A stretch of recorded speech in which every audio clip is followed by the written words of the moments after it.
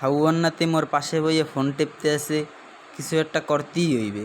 এ হালাক গর্ভ, কি হইছে? মুই তোরে একটা জিনিস দেখাম। তুই মোরে আবার কি দেখাবি? তুই মোর লাগে আয়, মুই তোরে দেখাইতে আছি। মুই তোরে যাইয়া কমু হাইয়েই তোর হরতে হইবে।